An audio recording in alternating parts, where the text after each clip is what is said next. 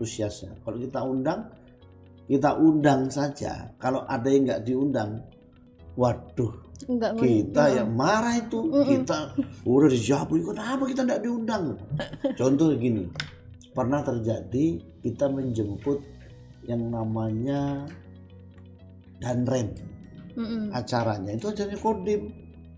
Menjemput Danrem datang, kita jemput. Kita cuman diundang Kodim, koordinasi gini. Sigit gimana? Bisa kita undang? Oh, silakan Pak, diundang terbatas. Diundang terbatas, undang menyambut Danrem. Setelah itu apa yang terjadi? Kenapa sih tidak diundang? Wah, capri kemana-mana itu. Kenapa ditinggal kita? Nah, itu. Akhirnya kita buat lagi kegiatan, ngobrol lagi sama Pak Dandim, buat pertemuan lagi, kita undang semuanya, nongkrong lagi. Antusiasmenya tinggi ya Pak ya? Iya, ini memang kalau dirangkul senang teman-teman ormas itu. Iya, disitulah Pak Sigit masuk, menyusup dengan pesan-pesannya. Iya, kita masuk pesan-pesan damai, pesan-pesan politik di Kesbangpol. Karena kalau mereka tidak ada yang mengarahkan itu bahaya. Iya. Bahaya. Nanti kalau sudah dekat, sudah kenal.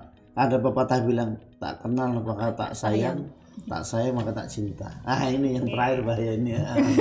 Yang jelas sayanglah sama sesama, sama Kota Bontang intinya di situ. Jadi tupoksi saya itu berjalan seperti itu. Memang orang melihat kenapa ini Sigit keluyuran terus. Ya memang begitu tugasnya. Jadi yang dibangun tuh mindset SDM, sumber daya manusia, bukan bangunan. Juga lihat, nggak kelihatan tuh kita ini. Yang dibangun itu mindset damai. Kalau yang lain, dinas lain, PU, jalan mulus. Apalagi Perkim, paret aman. Ada bentuknya. Ada bentuknya. Ada wujudnya. Kesbangpol nggak kelihatan. Yang dibangun apa? Ya kita bisa nongkrong bareng seperti ini. Di kafe, nongkrong di kafe enak. Tidak ada konflik, itu hasil kerja kita semua. Iya benar. Orang pimpinan daerah dan Kesbangpol dalam hal ini sebagai tupoksi utamanya. Jadi nggak kelihatan. Kalau mau bicara nggak kelihatan Kesbangpol. Makanya semua anggota saya itu saya suruh banyak ke lapangan. Bahkan nih, saya buka lagi nih. Apa itu Pak? Apa itu Pak? Gaya kerja saya maksud saya. Saya itu masuk, mohon maaf, misalnya nggak buka, cuman karena tadi kan kita buat MOU dengan BPIP ya, untuk membumikan Pancasila, itu jelas itu. Ujung-ujungnya kita bawa BIMTEK mereka, itu pesan-pesan damai di dalam untuk masalah Pancasila itu. Kemudian saya juga membuat untuk deteksi dini, saya buat kelas satu kelas di BIN. Gitu. Tadi nggak usah sebut orangnya ya, nggak boleh disebut orangnya. Ada 25 orang itu saya masuk di BIN nasional. Di Bontang ini Pak? Iya, tapi di sana di Jakarta kelas itu ada ilmu intelijen kita bekali anak-anak muda kita. Nah itu nggak tahu siapa, sampai nggak ngerti, tiba-tiba dibocor-bocor, oh ada anggota kita itu. Makanya titik-titik yang rawan tuh semua. Babin Kamtipmas, Babinsa kita libatkan semua selain BIN kita. Jadi Kesbangpol itu membawahi intelijen, bukan bawahi untuk mengkoordinasikan. Kita koordinatornya. Waduh, diam-diam Bapak ini. Wah iya, BIN. Dilihat. Nah, bukan ilmunya gitu. Jadi hebatnya lagi. Harusnya itu yang di sana itu minimal golongan 3. Oh gitu. Nah kita apa masukkan masyarakat biasa. Non PNS dan masyarakat biasa kita masukkan di situ. Itu jadi sebuah terobosan di sana.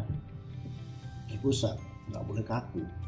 Jadi ini jadi contoh juga bahwa ternyata kita membutuhkan ini untuk memperoleh kedamaian. Tidak harus PNS yang jadi intelijen. Masyarakat biasa juga bisa. Ya, ini baru awal, nanti ke depan masih ada program berikutnya. Tunggu saja. Next nih ya. Tunggu selanjutnya. Oke. Terus gini, kalau dari Kesbangpol Pak, untuk mencapai target pemilu tahun ini supaya tidak banyak yang golput, selain dengan cara sosialisasi dan game, itu ada lagi nggak Pak? Ya, kita menyampaikan ya, kalau emak kan punya luar biasa. Jadi emak-emak itu punya fungsi yang luar biasa. Jadi gini, kenapa kita sering ngundang emak-emak, bahkan kita datang di pesisir, emak-emak yang datang. Karena emak-emak itu fungsinya sangat luar biasa. Sampai ada pepatah mengatakan, di balik laki-laki yang sukses ada perempuan hebat di sampingnya, bukan di belakang. Kalau di belakang dorong dia jatuh kita. Tapi kalau di sampingnya menemani, maksudnya begitu. Iya benar-benar. Nah itu, kemudian emak-emak ini hebat. Lighting kanan, belok kiri. Nah, kira-kira begitu kan? Itu guyonnya, saking hebatnya itu. Ada kenapa kita mendekati emak-emak itu? Supaya ini damai. Pesannya emak-emak itu didengar. Kalau kita bicara agama, ya kita bicara agama ya, itu nilainya seorang ibu itu 3 dibanding 1 laki-laki suaminya. Jadi ketika ya Rasul, siapa yang saya patuhi? Umi. Ya Rasul, siapa yang saya hargai? Umi. Siapa yang Rasul? Umi sampai 3 kali. Setelah itu baru Abi, baru bapakmu. Jadi 3. Nah, contoh lagi nih, masih ingat zaman SBY? Zaman SBY itu hampir setiap hari itu di Makassar demo. Iya. Kalau demo kan? Setiap hari demo. Benar-benar. Demo hari-hari, orang demo mahasiswa. Tapi zaman Pak Jokowi coba, ada nggak demo di sana? Nggak ada, karena direkturnya diganti emak-emak perempuan. Perempuan lebih tahu tentang anak-anaknya, iya kan? Contohnya begini, contoh ini keren nih. Kenapa mesti mama yang harus makanya kalau bahasa lain tuh kuatnya suatu negara itu tergantung dari perempuannya.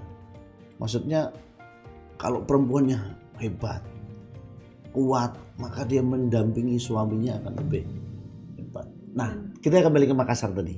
Ketika sudah diganti rektornya mama, ibu, maksudnya seorang ibu, dia tahu persis mahasiswanya.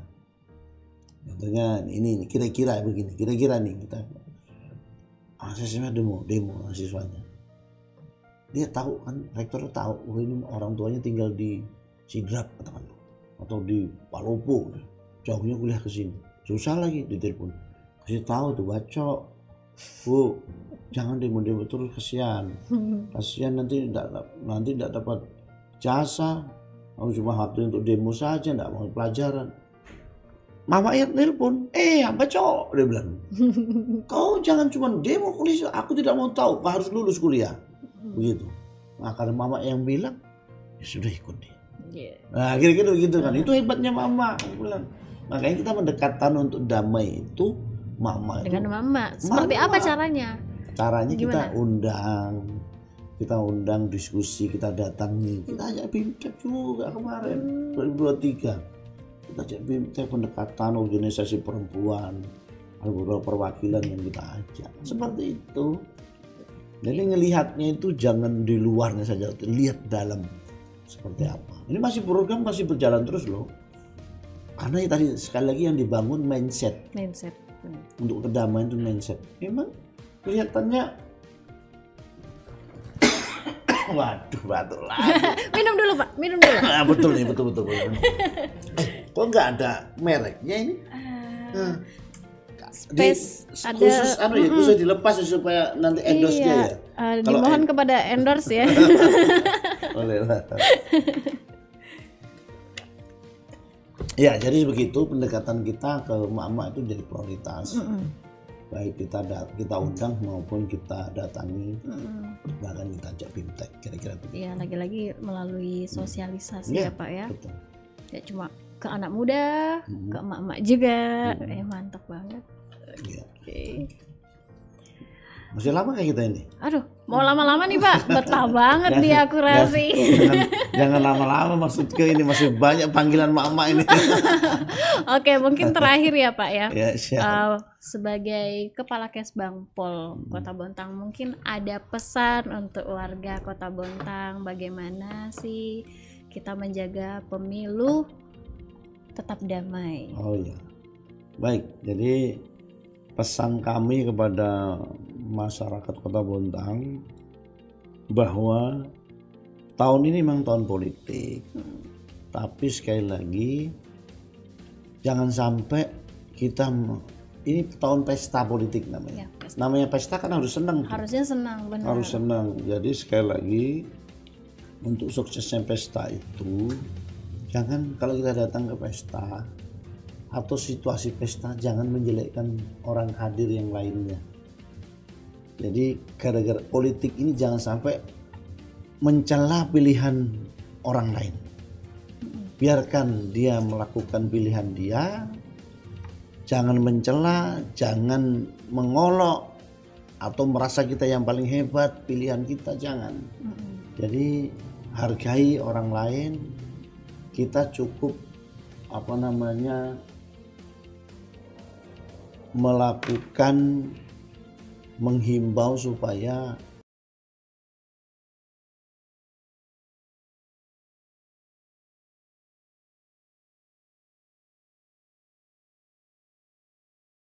mari kita pilih pemimpin yang cerdas, pemimpin yang punya visi misi yang jelas, pemimpin yang punya integritas, seperti itu. Itu pun hanya sebagai himbauan, tidak boleh memaksakan kepada yang lain, kira-kira begitu. Karena kan ini udah zamannya ini apa ya, sosmed. Jadi hoax itu, itu gimana ya? Kalau dari caranya Pak Sigit Alfian untuk memilah mana berita yang hoax, mana yang berita sesuai data, seperti itu. Ya, yang pertama kalau ada masuk di seliweran di HP kita, jangan langsung di-share, ditabayun dulu istilahnya, diperhatikan, dipelajari baik-baik, dicari sumbernya di mana, cari referensinya, bener nggak? Nah kalau itu sudah bener, oke, share kalau itu tidak memprovokasi. Tapi kalau sifatnya memprovokasi jangan. Jadi lebih cerdas memahami itu. Karena hati-hati undang-undang ITE itu kan juga agak berat. Kalau kita langsung share-share saja, justru kita menjadi provokator. Yang benar dipelajari, cari referensinya benar atau tidak. Ternyata nggak benar, jangan. Tapi kalau itu himbauan, itu sesuatu yang positif, silahkan share, nggak apa-apa, dapat pahala itu. Tapi kalau yang provokatif, orang jadi emosi, menimbulkan permusuhan, konflik menjadi kencang, wah tegang, bahaya itu, jangan di-share, dapat dosa itu. Iya benar. Soalnya kan kalau melihat, kalau dulu ya Pak ya, zamannya Cimung sama itu ya. Aduh, itu hoax bener-bener sampai orang tua aja kita sampai bingung ya mau ngasih taunya gimana, karena sudah kemakan hoax seperti itu. Betul. Nah gimana kalau Kes Bangpol sendiri Pak? Apakah di dalam saat sosialisasi itu ada pesan-pesan seperti itu? Nah jadi kalau kita bicara lebih dalam lagi, setiap sosialisasi itu selain kedamaian, tentu saya mengarahkan para audiens itu supaya memilih pemimpin yang cerdas, pemimpin yang amanah, yang punya integritas. Nah ini kita lakukan supaya ke depan kita akan menyongsong Indonesia Emas nih. Bonus demografi Indonesia Emas. Bonus demografi itu posisinya ada di tahun 30-an. Kemudian Indonesia Emas tahun 45, 100 tahun Indonesia Merdeka. Di mana Indonesia Emas itu nanti kita dari negara maju dari bonus demografi. Nah sekarang pesan-pesannya Kes Bangpol apa? Pesan-pesannya itu tentang persatuan bangsa, 4 pilar kebangsaan. Kemudian untuk urusan pemimpin itu kita selalu menyampaikan, contoh nih, ini kan tahun politik nih, yang selalu saya sampaikan itu adalah menjadi pemilih yang cerdas, jangan mau dibeli, kaitan dengan money politik. Nah itu saya sampaikan bahwa begini, jangan mau kita dibeli.